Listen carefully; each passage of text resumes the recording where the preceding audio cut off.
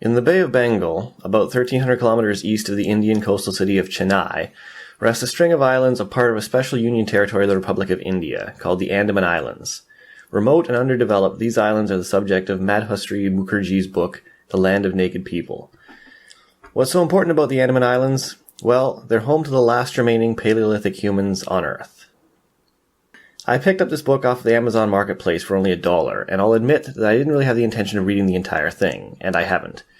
I bought it as a resource, and indeed, I have already used it to check out some information used in a footnote in one of the appendices of my second novel, The Hounds of Harrigan, but I didn't really intend to read the entire thing. For $1, you can't really go wrong. No, what really interested me about this book was the last chapter, the one of the most mysterious of the Andamanese tribes, that of the Sentinelese. The Andamanese Islands have been known for hundreds of years. Marco Polo commented on them. Yet they were virtually untouched until the British claimed them in 1789. They established a penal colony there. Port Blair became the capital. They were later occupied by the Japanese during World War II, and following that they were incorporated into the new independent India. Historically, they have been home to 5 separate indigenous tribes: the Great Andamanese, the Jarawa, the Ongi, the Sentinelese, and the Jangal, that last having gone extinct about a century ago. The other 4 remain threatened, challenged by exploitation of their islands and invasive Indian culture threatening their traditional lifestyles, as well as climate change. The Andamanese languages belong to their own class. What makes these islands truly unique is that prior to British settlement, these tribes were completely isolated and ignorant of the very existence of civilization itself. In the case of the Sentinelese, this is still the case. On North Sentinel Island, a rather small island in the west of the chain, we find the Sentinelese, our name for them. This is a tribe of perhaps 50 to a few hundred people and remain the last uncontacted Paleolithic humans on Earth. The overwhelming majority of people alive today have been brought into the globalized world. When I speak about those who haven't, I'm not talking about North Koreans locked away inside the despotic borders of the Hermit Kingdom. I'm referring to tribes or nations of people that have never had contact with the larger civilized world. The last uncontacted tribe of Australian Aborigines was found in the 1980s, deep in the Australian interior, and you may still find uncontacted tribes in the Amazon from time to time, but nothing compares to the Sentinelese. All Native Americans are descended from migrations across the Bering Strait, somewhere around 15,000 years ago, and they probably reached South America around 12,000 years ago. By contrast, the Sentinelese, which remain almost entirely ignorant of the greater world to this day, have been separated from the rest of our species for an estimated 60,000 years. Just how long is that? Well, to put it in perspective, the men stand on average 4'10" and the women 4'6". They are completely devoid of Denisovan DNA, this being a separate species of hominid, similar to Neanderthals, that we interbred with. The presence of Denisovan DNA is particularly high in Asians, Melanesians, and Austronesians, although virtually all populations have some traces of this DNA. Yet there's not a trace of it in Andamanese populations. That means that the Andamanese became isolated before we interbred with the Denisovans and before the Denisovans went extinct. These are people that don't know how to make fire.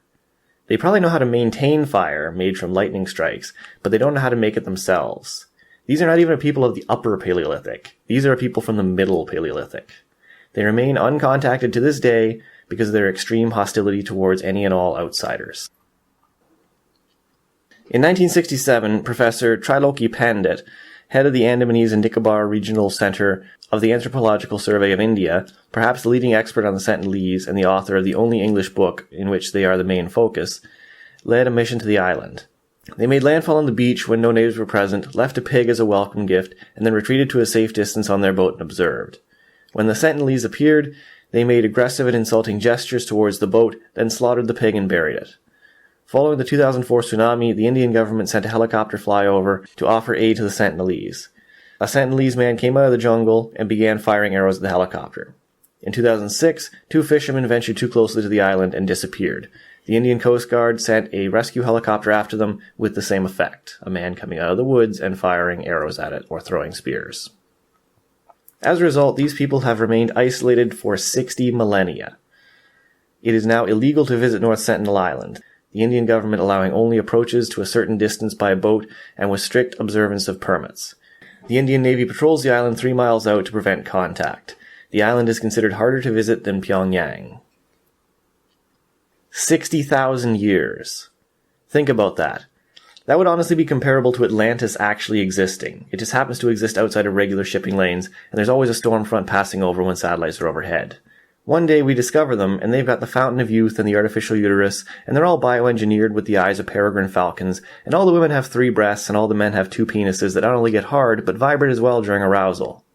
You might think it's the most economical and advantageous setup would be for men to have 3 penises. But it's probably not the best design to have a dick hanging off your face. And it kinda limits you to only missionary. We think it's great that we've got iPhones and Sibian machines, but meanwhile the Atlanteans have technology we can't even imagine. And we're like, what the hell, Atlantis? You've got X-ray vision and regenerative nanotech skin and the cure for Taylor Swift, and you've left us in our own squalor? Hey, we tried to contact you a few times, but you shot RPGs at us, so what did you expect? You're living in the transhumanist age and we're only in the goddamn modern age? You're just too primitive to understand. The Sentinelese are covered in the last chapter of this book, wherein Mukerjee briefly recounts some of what we know about them. It is the shortest chapter of the book, of course, because we know the least about them. She recounts her own travel to the island, whereupon she passed by on a boat, probably denied access to the island itself, and observed 2 fishermen from a distance. One of the more interesting accounts she covers, albeit only briefly, is when 3 men showed up at Kadamtala, a small fishing village on Middle Andaman, in 1998, ranting and raving in an unintelligible language, and she suspects that they may have been Sentinelese, having made a 4-hour swim. Unfortunately, that's about where she leaves it, not extrapolating at all on this incident. Perhaps there's no more information available, but I'd have almost liked to have seen an entire chapter on these potential refugees fleeing the island. That leads me to the question I want to leave you with. I'll grant you right off the bat that we have a proven history of not the greatest success with this, but do we not, as modern man, have a moral responsibility to bring these people into the civilized world? That sounds incredibly imperialist, and maybe it is, but I can't help but think of the horrors that could be befalling these people because they are not privy to the civilized, the moral advancements that we've made over the past 60,000 years. The women on this island could be getting raped every night. They could be throwing their Down syndrome newborns off a cliff somewhere, or ripping the hearts out of virgins while they're still alive in order to appease the sun god. They could be chaining women to 4 horses, if they had horses, or chains for that matter, and have them torn to pieces for having sex before her shaman has danced around a fire 3 times. They are human, after all, and the infancy of our species was not some Eden, but rather was fraught with barbarism. And even if they are living in an Eden, shouldn't they all have the option of moving away from the island if they choose? They are citizens of India, are they not? Is it not better to bring them into the wider world, as opposed to leaving them on the fringes like some sort of zoo exhibit? Come one, come all, and see the last Stone Age tribe, where even mothers cannibalized her firstborn fresh from their womb to appease the coral reef goddess. I think back to those 3 that made the 4-hour swim to leave the island. If we had the ability, smallpox and influenza immunities aside, to introduce these people to civilization, not to forcibly civilize them, but to introduce them to it, is it not our moral duty to do so? Would any of us honestly want to go back to living in the Stone Age?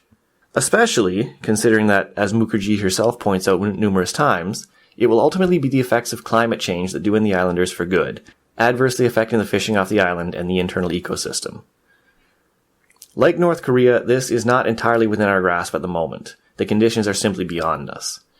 We could likely spread a pandemic among the population just from contact, and we'd probably have to annihilate half the population and forcibly re-educate the rest if we marched in there with boots on the ground.